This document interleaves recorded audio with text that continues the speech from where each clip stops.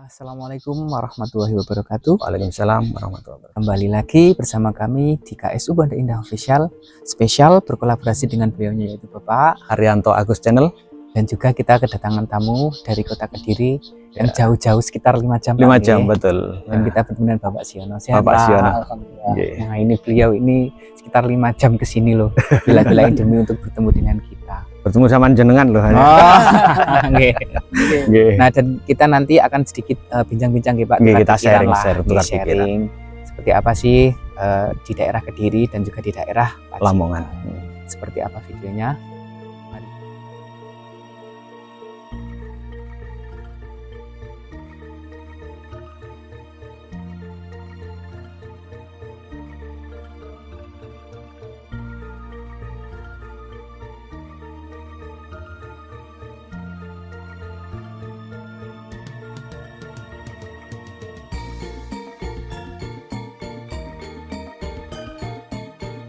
Pemirsa, alhamdulillah pada hari ini saya sudah bersama beliaunya, Bapak Siono. Bapak Siono dari Kediri ya Pak. Saya masih juga bersama KSU Banda Indah Official. Gimana Bapak?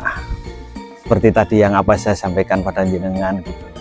Apa sih ingin ada suatu pertanyaan apa kepada saya gitu. Sampai jauh-jauh 5 jam datang ke Kota Lamongan hanya ingin bertemu seperti saya dan Mas Anwar ini loh. Apa yang menjadi dalam pikiran jenengan? Jadi yang selama ini membuat saya penasaran dan menarik perhatian saya, karena selama ini yang paling banyak dikunjungi, disiarai oleh masyarakat itu kan Mbah Sunan Derajat. Mbah Sunan Derajat. Dan Mbah Syekh Maulana Ishaq, betul ya, dari Kementerian itu. Nah, kemudian ada tidak tempat-tempat lain yang mungkin bisa dikunjungi selain kedua makam beliau-beliau itu? Kok diungkap banyak temuan-temuan ternyata di wilayah Kecamatan Pajaran itu banyak makam-makam leluhur, banyak makam-makam ulama yang mensyiarkan Islam sebelum Mbah Sunan Derajat maupun Mbah Syekh Maulana Ishaq itu.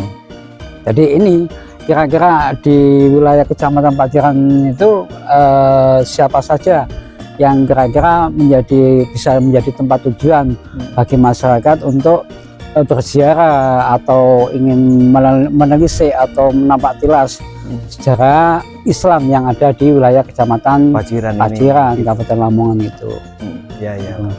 Mungkin sebelum nanti saya jawab Pak ya, Mas Anwar ada pertanyaan enggak buat Pak Siono gitu? Pertama-tama kita Pak mengucapkan terima kasih karena jenengan sudah jauh-jauh dari Kediri ke sini ingin bertemu dengan kita berterima kasih dan kita tidak bisa balas apapun Pak Ya kita doakan semoga aja nanti kembali pada hari Minggu atau Senin pagi sampai tujuan dengan keadaan selamat. Amin amin matur nuwun. Bapak Siono sembah nuwun. Panjenengan sekali lagi sudah datang ke Kabupaten Lamongan, khususnya ingin bertemu kepada saya dan juga Mas Anwar. Jadi kalau saya bisa ceritakan kepada panjenengan biar nanti masyarakat di luar sana ini tahu ya. Oh ternyata Paciran tidak hanya Mbah Kanjeng Sunan Derajat, tidak hanya Mbah Maulana Ishaq, dan juga mungkin tidak hanya Mbah Kanjeng Sunan Sendang Duhur yang ada seperti itu. Kita urut saja Pak. Kita urut mulai dari yang sebelah paling timur. Itu ada namanya Desa Kemantren. Itu di sana ada jejaknya Kanjeng Sunan Giri. Namanya Tanjung Sepaku ya Mas Anwar. Makanya dari nama dari Kanjeng Sunan Giri adalah salah satunya namanya Raden Paku.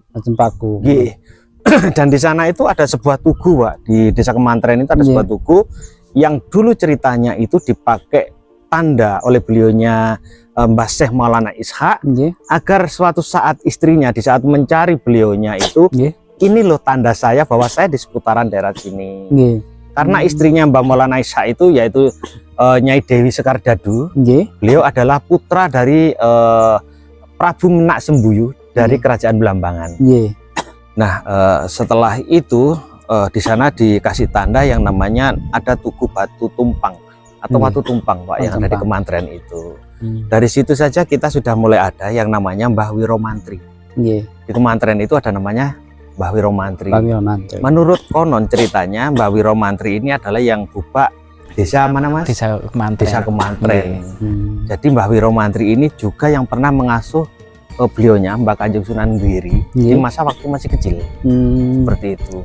Karena menurut ceritanya setelah ditemukan beliaunya Mbah Kanjeng Sunan Giri oleh Nyai Ageng Pinate yang di tengah laut itu, beliau itu diasuh oleh dua sosok, antara sosok wujud yang nyata dan wujud yang gaib. Ceritanya seperti itu gitu loh Pak. Itu dari Mbah Wiro Mantri Kemantren. Datanglah di situ ada sebelah barat lagi namanya makamnya Mbah Syekh Maulana Ishak, yang sangat megah dan terkenal itu.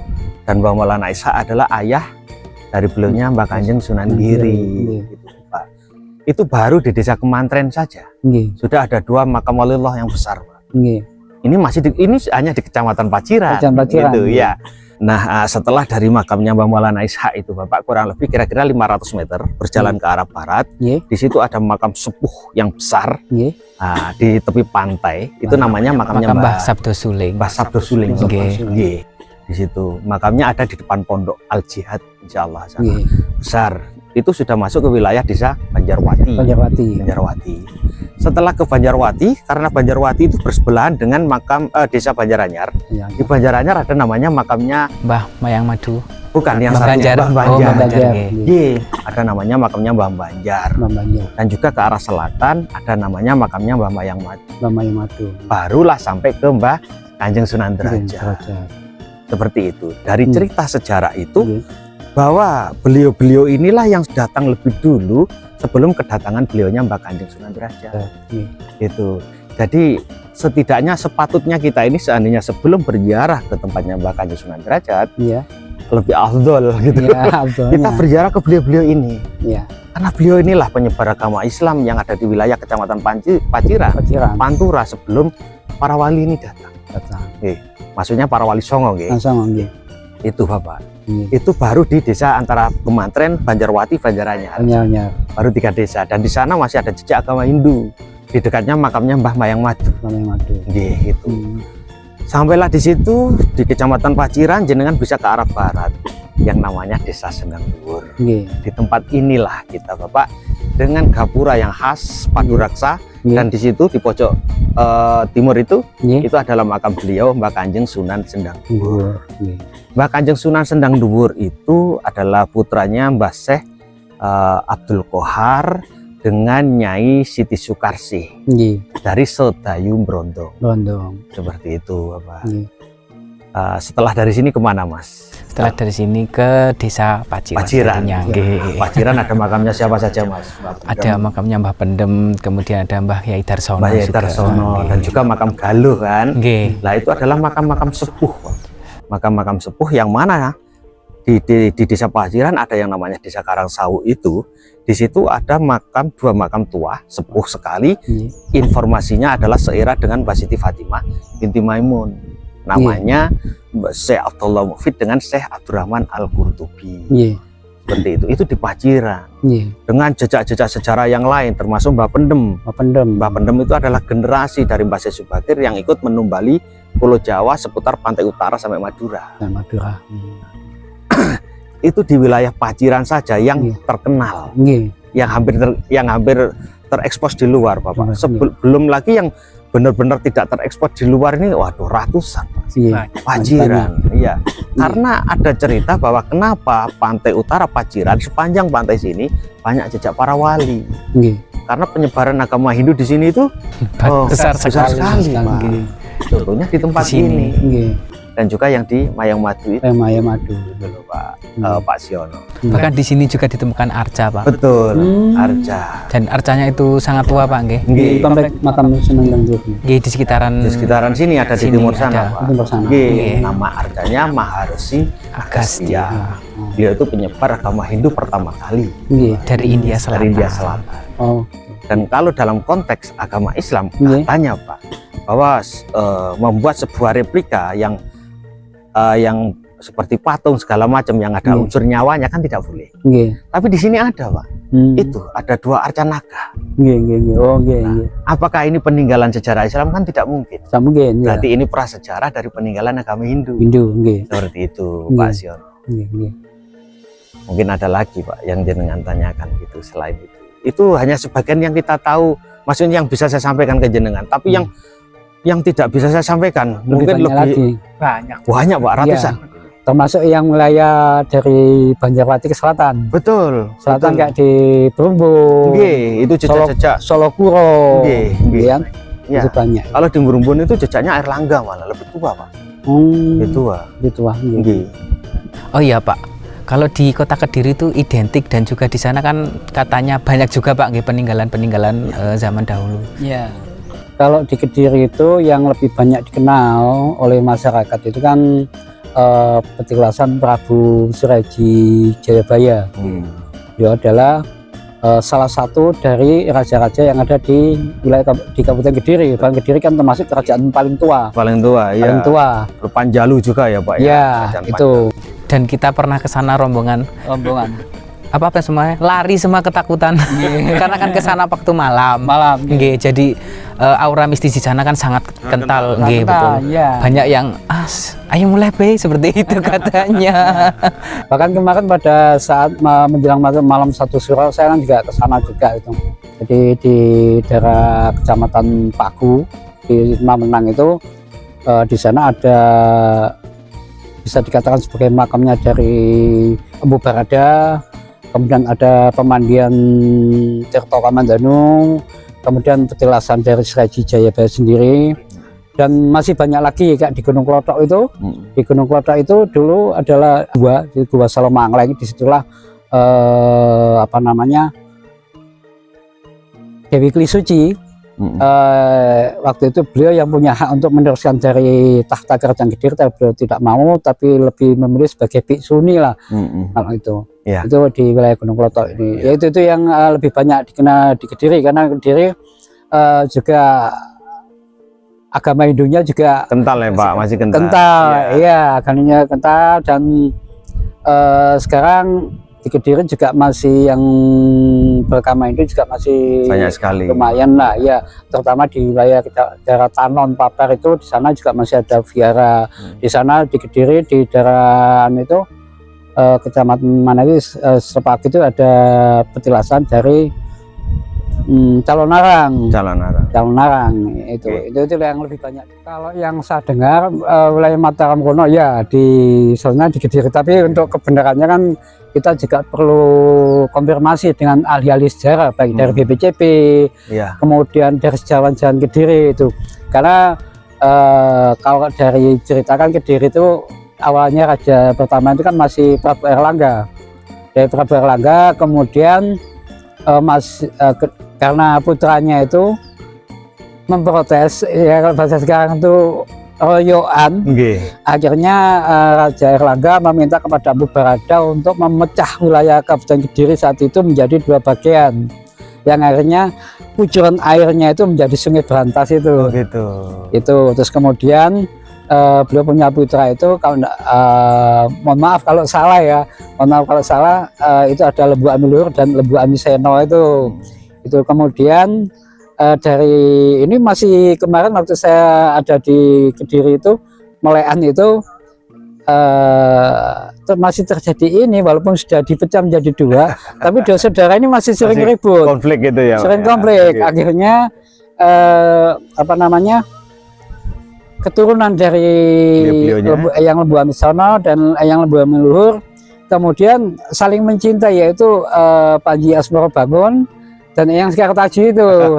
Nah kemudian dari putra beliau ini Eyang Sekartaji dan yang Panji Asmorobangun atau Panji Inogartopati itu, salah satu putranya ya dulu dikenal dengan Panji Laras itu, Panji Laras, tapi beliau itu akhirnya kemarin saya di pertanyaan, tapi kebenarannya belum tahu ya, belum bisa dipastikan siapakah sesungguhnya Suraji Jayabaya itu. Apakah Suraji Jayabaya ini putra dari Panji Asmorobangun dan Dewi Sekartaji? Nah ini kita yang masih belum tahu ya. Bapak Sriono, mungkin ini pertanyaan kita terakhir ya. Panjenengan, kalau saya kira saya dan Mas Anwar ini orang yang masih kosong gitu loh, orang yang betul-betul nggak paham, masih perlu banyak belajar tentang sejarah gitu. Cuman karena saya ini bersama Mas Anwar tidak tahu, saya sering bertanya gitu loh, Pak, dengan apa yang selalu saya expose di media, terutama di YouTube itu. Nah panjenengan kan terinspirasi atau tersugesti dengan video-video saya seperti itu. Padahal jenengan sekarang tahu, saya ya seperti ini saya, Mas Anwar ya seperti ini. Kalau dalam bahasa saya ini seperti labu kosong, labu yang kering gitu loh Pak. Kalau dipukul tong tong tong tong, dalamnya nggak ada isinya gitu loh Pak. Saya itu seperti itu. Tapi kenapa sih panjenengan sampai sebegitunya datang 5 jam loh Pak ke sini gitu? Jadi gini, jadi isunya sama Pak. Saya pun juga dalam proses belajar, dan saya pun juga belajar juga pada saudara yang ada di Paguyuban, di Patrap Senopati Kota Gede itu, kemudian juga ada di. Ngapunten, saya potong. Kalau Paguyuban panjenengan yang di Kota Gede Yogyakarta itu apa Pak? Itu Paguyuban dari, mohon maaf, itu Paguyuban dari Trah Panembahan Senopati. Itu kemudian juga ada Paguyuban Patramawa, Paguyuban Trah Kanyang Mangir Wonoboyo. Dan jadi saya belajar kepada mereka itu tentang sejarah, mulai sejarah Mataram, sejarah Demak, sejarah Pajang dan sebagainya, karena mereka juga di Paguyuban itu banyak yang ada ahli sejarahnya, ada ahli arkeologinya, juga ada ahli silsilah dan sebagainya. Apakah dari Paguyuban panjenengan itu hanya terkhusus orang-orang ngapunten dari Trah keluarga dalam, atau yang memang ada masikatan keluarga dari keluarga dalam? Yang di Paguyuban Patrap Senopati Kota Gede itu tidak harus yang masih ada Trah keturunan, tapi dari luar itu boleh, karena juga ada di kartu keanggotaan itu ada yang Trah, ada yang tidak non Trah itu. Jadi kami ini semua sama-sama belajar. Jadi makanya ketika kenapa saya juga tertarik dengan video-video yang di explore oleh Arianto Agus Channel itu, saya pun juga dalam proses belajar juga. Itu kalau dulu saya pernah waktu SMP memang saya suka sejarah, tapi waktu itu satu hal yang menarik yang saya tanyakan kepada guru sejarah saya waktu saya SMP itu, Pak, di manakah makam Patih Gajah Mada? Beliau pun juga bisa menjawab di mana. Karena sampai sekarang juga belum ada yang tahu. Betul. Misalnya di mana? Itulah sejarah. Jadi kadang itu sejarah itu kan banyak versi. Banyak versi sesuai dengan kepentingan masing-masing.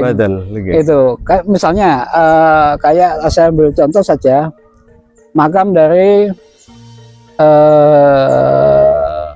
Eyang Mangir Wonoboyo, menantu dari Eyang Panembahan Senopati. Di situ kan ada makam beliau yang ada di Kota Gede. Itu separuh makam ada di luar, ada di dalam. Tapi ada makam yang di tempat lain, seperti di Sorowatun Godean. Nah, ini kan bagaimana gitu. Terus akhirnya saya tanya kepada dari Eyang Mangir bahwa makam yang ada di Kota Gede itu hanya simbolis saja. Separuh musuh, separuh mantu. Tapi makam beliau sendiri ada di Sorowatun. Ini menurut pendapat saya berdasarkan apa yang saya dapat dari saudara dari Trah Eyang Mangir Wonoboyo. Itu makanya kadang-kadang kenapa kok makam itu kadang-kadang makam leluhur itu lebih dari satu. Jadi ada yang pusaka yang dipendam, kemudian ada jasadnya. Itu kadang ada yang diambil tanahnya dipindah, seperti yang pernah saya baca dari makam Mbah Sunan Bonang. Di Tuban ada, di Lasem ada, di Bawean ada. Nah, ini makam sesungguhnya ada di mana? ini nih, makanya kadang sejarah itu kan kita perlu banyak belajar karena tidak menjadi polemik dan perdebatan. Karena menurut pribadi saya sejarah itu tidak untuk diperdebatkan, tapi untuk digali. Kebenaran hak mutlak milik Allah semata. Kita hanya mencoba untuk sebagai generasi penerus bangsa dan juga para putra wayan ingin tahu, berkewajiban juga. Makanya ketika saya berkunjung itu juga ingin tahu makam-makam yang ada di wilayah Paciran kondisinya seperti apa gitu, karena ada tempat lain juga gitu. Tanggung jawab dari pemerintah daerah di mana gitu. Kita nggak bisa mengklaim bahwa ketika ini makam ini apa namanya langsung dicap ini kan nggak bisa seperti itu. Tapi tugas dan tanggung jawab dari pemerintah daerah adalah untuk menjaga ini sebagai aset budaya dan aset sejarah, bahwa pembentukan suatu wilayah ini kan butuh proses, nggak ujuk-ujuk. Ada pendalu-pendalu. Kayak kita lahir kan kita punya ibu, ibu punya nenek, kakek nenek punya mbak buyut punya mbak cangga punya mbak wareng punya udek gantung sewur, ada gantung sewur, kemudian ada mbak debok bosok, ada mbak beresin gobak sente sampai mbak tumare. Diurut itu masih banyak. Itu bahwa kita itu kan ya lahir itu nggak meledak dari batu, tapi ada proses secara. Begitu juga dengan sejarah. Sebelum Majapahit ada kerajaan Singosari, sebelum Singosari ada kerajaan Kediri sampai nah setelah Kediri, setelah Majapahit ada kerajaan Demak, setelah Demak ada Pajang dan mana Jipang, kemudian ada sampai Mataram Islam dan sebagainya, kemudian saya pecah kepada Solo dan Jogja, Mangkunegaran dan Pakualaman kan begitu. Inilah sejarah yang harus digali. Iya, Pak Siono, terima kasih. Saya sangat bersyukur gitu loh. Kedatangan tamu yang sangat spesial menurut saya. Biasa Jadi apa yang selama ini saya ketahui bersama Mas Anwar ini jauh hanya mungkin 5% dari apa yang jenengan ketahui gitu loh, Pak. Jujur saya seperti itu, Pak. Saya berterima kasih sekali gitu loh, Mas Anwar ya. Panjenengan jauh-jauh dari kota Kediri sampai datang ke Lamongan hanya ingin menyambung silaturahim untuk memadukan dari cerita sejarah era-era kerajaan dengan era keislaman yang ada di seputaran sini. Karena sejarah itu kan bersinambung, Pak. Bersinambung, tidak betul. ada putusnya. Makanya saya selalu bilang leluhur itu adalah orang-orang yang meninggal lebih dulu dari kita. Dan kewajiban kita sebagai putra wayah untuk uri-uri, betul. Bukan untuk menyembah, dan bukan untuk memuliakan. Dan kita tugas kita sebagai generasi penerus dan juga sebagai putra wayah ini hanya mendoakan beliau. Betul, Pak. Inilah bakti kita, ya kan? Karena bakti kita pada leluhur itu bisanya ya hanya mendoakan, nggak untuk meminta-minta. Itu kadang-kadang jangan sampai disalahartikan gitu kan. Itu Mas Anwar, mungkin ada lagi terakhir itu tanyakan sama Pak Siono. Yang terakhir mungkin ya siapa tahu kita bisa ke sana. Oh iya Pak, mungkin di lain-lain hari kita mungkin bisa ke sana untuk berjejak sejarah. Pak. Karena target kita semoga aja kita selalu diberikan kesehatan, Pak, panjang umur, berkah rezeki. Insya Allah saya masih sama Mas Anwar ini pengen selalu mencari jejak-jejak para leluhur kita masa lalu. Saya masih punya keinginan saya ke daerah Cepu, ke Jipang, karena di sana juga ada ikatan antara kota Lamongan dan juga Jipang.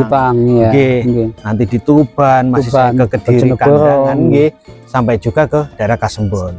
Insya Allah saya doakan saya selalu sehat gitu, Pak. Amin. Masih bisa berjejak sejarah untuk mencari leluhur-leluhur saya gitu, leluhur kita semuanya. Seperti itu tadi ya sedikit sharing-sharing kita dari kota Kediri dan juga kota Lamongan. Dan ternyata juga masih banyak, Pak, di desa Kediri, di kota Kediri yang belum kita datangi juga. Dan ilmu kita nggak ada apa-apanya loh. Nah, dan semoga kita di lain hari, di lain waktu bisa ke sana lagi. Amin. Oke, terima kasih yang selalu menonton video-video kita. Ikuti perjalanan kita masih di KS Pondok Indah Official, spesial berkolaborasi dengan beliaunya yaitu Haryanto Agus Channel di KSU Pondok Indah Official. Assalamualaikum warahmatullahi wabarakatuh. Waalaikumsalam warahmatullahi wabarakatuh. Sampai jumpa di video kita yang selanjutnya. Terima kasih Pak Siono.